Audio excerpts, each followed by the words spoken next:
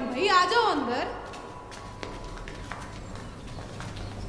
हाँ वो आ गए सारे अंदर। चलो फिर बिना टाइम वेस्ट किए कपड़े उतारो। हाँ हाँ कपड़े उतारो, समझ नहीं आई क्या? अरे क्या हो गया, कानों में टेप लगी क्या तुम्हारे, सुनाई नहीं देता? Please ma'am please. क्या प्लीज प्लीज? और तेरे में ऐसा क्या है जो हमारे में नहीं है? हाँ डीएमएस की रैगिंग तो बेटा ऐसी होती है। ऐसी होती है रैगिंग जो आपने ये पिछली क्लिप में देखा।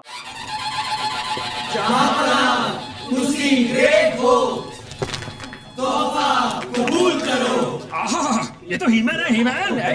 चलो अरे अरे ना सो प्यारा सा, ओह चिकना चिकना चिकना।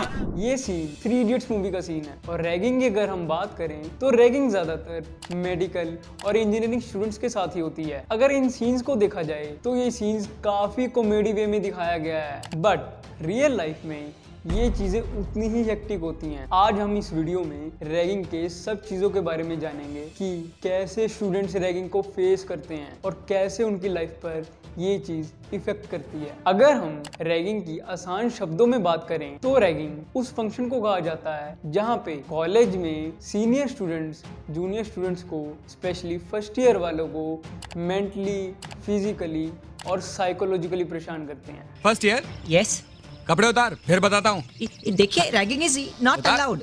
बिल्कुल अलाउड है यार, कौन बोला देखो अलाउड नहीं है? नो चल ना, नो चल, बिल्कुल अलाउड है। अरे चल। अब बात करते हैं एक इंसिडेंट की, जो कि एक जादवपुर यूनिवर्सिटी का इंसिडेंट है। एक 18 साल का लड़का स्वप्नदीप जो कि फर्स्ट ईयर में था, 6 अगस्त को पहले ही दिन स्वप्नदीप अपने घर से कॉलेज जाता है और 9 अगस्त को स्वप्नदीप बॉयज के मेन हॉस्टल में से 3rd फ्लोर से सुसाइड कर लेता है। उसकी वजह थी रैगिंग। रिपोर्ट्स के अकॉर्डिंग देखा गया है कि स्वप्नदीप को काफ़ी फिजिकली और मेंटली टॉर्चर किया गया और काफ़ी न्यूज़ सुनने को मिलती हैं। ऐसे ही एक और इंसिडेंट देखने को मिला है जो कि 2022 के अक्टूबर का है। ये हुआ है IIT खड़गपुर में। वहाँ एक फर्स्ट ईयर स्टूडेंट के साथ काफ़ी ब्रूटली रैगिंग की गई है और उस स्टूडेंट को नंगा करके अपने सीनियर्स के द्वारा पूरे हॉस्टल में घुमाया गया है, जिसके बाद उस लड़के ने भी सुसाइड कर लिया। पहले तो इस इंसिडेंट के बाद सबको यही लगा कि ये केस एक सुसाइडल केस है, but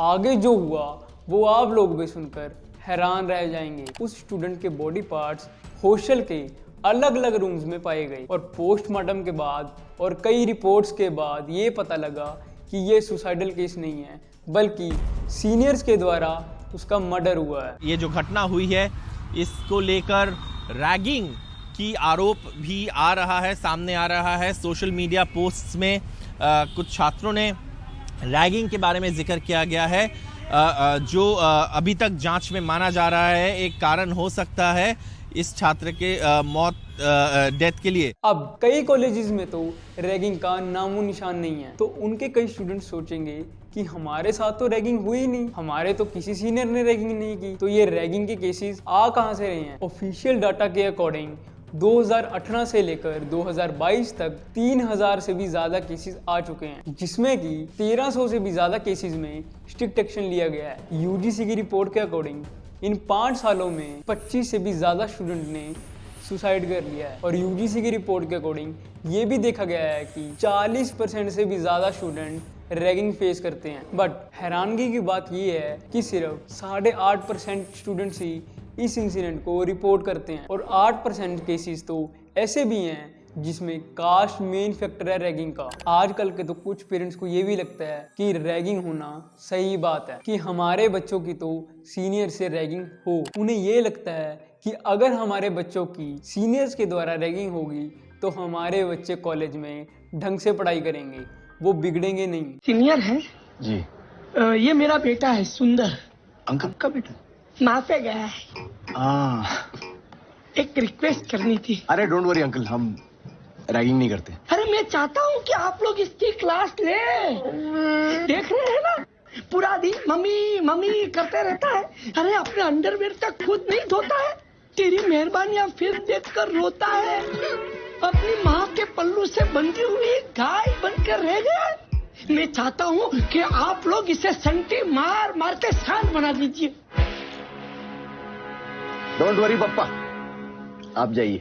thank you. Because India में ज़्यादातर लोगों को यही लगता है कि अगर किसी चीज़ का सोल्यूशन निकालना है, अगर किसी को कोई चीज़ समझानी है, तो उसका सबसे बेटर ऑप्शन है वॉयलेंस। बट पेरेंट्स को असली रैगिंग के बारे में पता ही नहीं है कि सीनियर्स किस तरह तक फ्रेशर्स की रैगिंग करते हैं, और पेरेंट्स ये नहीं सोचते कि रैगिंग के टाइम पे स्टूडेंट कितना मेंटली और फिजिकली स्ट्रेस होते हैं। बट अगर हम बात करें गवर्नमेंट की, तो सुप्रीम कोर्ट ने तो 2001 में ही रैगिंग पे पूरी तरह से बैन लगा दिया था। बट उसके बाद भी रैगिंग में कोई फर्क नहीं आ रहा था, उसके बाद भी रैगिंग इंसिडेंट बढ़ते ही जा रहे थे। तो सुप्रीम कोर्ट ने 2009 में ही सभी एजुकेशनल इंस्टीट्यूट को एंटी रैगिंग लॉ फॉलो करने का ऑर्डर दिया, जिसमें अगर कोई भी स्टूडेंट दूसरे स्टूडेंट की रैगिंग करता है तो उसको सीधे 3 साल की जेल होगी और फाइन भी लगेगा। उसके बाद अगर हम बात करें कि रैगिंग इंसिडेंट तो काफ़ी कम हो गई, बट अभी भी कुछ हैं। और अगर हम बात करें उन स्टूडेंट्स की जो रैगिंग करते हैं, तो वो ये सोचते हैं कि हम रैगिंग करके अपने जूनियर्स का फ़ायदा कर रहे हैं, क्योंकि रैगिंग से वो रिस्पेक्ट देना सीखेंगे, वो डिसिप्लिन में रहेंगे। सीनियर्स को बस ये बात सोचकर सेटिस्फेक्शन मिल रही होती है कि जो हम कर रहे हैं सही तो कर रहे हैं, किसी का भला ही तो कर रहे हैं। अगर हम अब बात करें कि रैगिंग की शुरुआत कहाँ से हुई, तो रैगिंग की शुरुआत होती है 8th सेंचुरी में ग्रीस के ओलंपिक्स में। उस टाइम पे ओलंपिक्स काफ़ी अलग तरीके से खेले जाते थे, मतलब उस टाइम में एथलीट्स बिना कपड़ों के खेलते थे, और जो नए एथलीट्स आते थे उनके सीनियर्स के द्वारा उनके कपड़े उतरवा के उनकी इंसल्ट की जाती थी, क्योंकि जो भी नए एथलीट्स की स्पोर्ट्समैन स्पिरिट है उसकी ताकत बढ़ सके। और फिर यही सिस्टम मिलिट्री फोर्सेस ने भी अडॉप्ट कर लिया, और जो फर्स्ट सुसाइड केस था रैगिंग की वजह से वो हुआ था 1873 में यूएस के न्यूयॉर्क सिटी में। वो एक स्टूडेंट न्यूयॉर्क के कॉर्नेल यूनिवर्सिटी की बिल्डिंग से कूद गया था, और फिर ये चीज़ इंडिया के एजुकेशनल इंस्टीट्यूट्स में आ गई। और रैगिंग ज़्यादातर इंजीनियरिंग और मेडिकल कॉलेज में ही देखा जाता है। कॉलेज में अगर सीनियर से बनानी है या फिर उनके ग्रुप को ज्वाइन करना है तो आपकी रैगिंग होगी ही होगी, तभी आपको उस ग्रुप में एंट्री मिलेगी। कॉलेज में फ्रेशर्स तो सीनियर को अपना बाप मान बैठते हैं और उनसे डरते हैं। नहीं, कॉलेज में सीनियर्स बाप होते हैं और बाप की कंप्लेन किससे कर सकते हैं। और उस डर की वजह से फ्रेशर्स कभी कंप्लेंट भी नहीं करते। जैसे कि हमने पीछे देखा कि 40% से भी ज़्यादा स्टूडेंट रैगिंग को फेस करते हैं, बट सिर्फ 8.5% बच्चे ही हैं जो इंसिडेंट को रिपोर्ट करते हैं। फ्रेशर्स को ये लगता है कि अगर हमने सीनियर्स के खिलाफ कंप्लेंट कर दी तो ये हमें ग्रुप से निकाल देंगे, और अगर उन पे कॉलेज के द्वारा एक्शन नहीं लिया गया तो वो हमारा क्या हाल करेंगे। कई बार लोग सोचते हैं कि फ्रेशर्स और सीनियर्स के बीच में अगर रैगिंग होती भी है तो उससे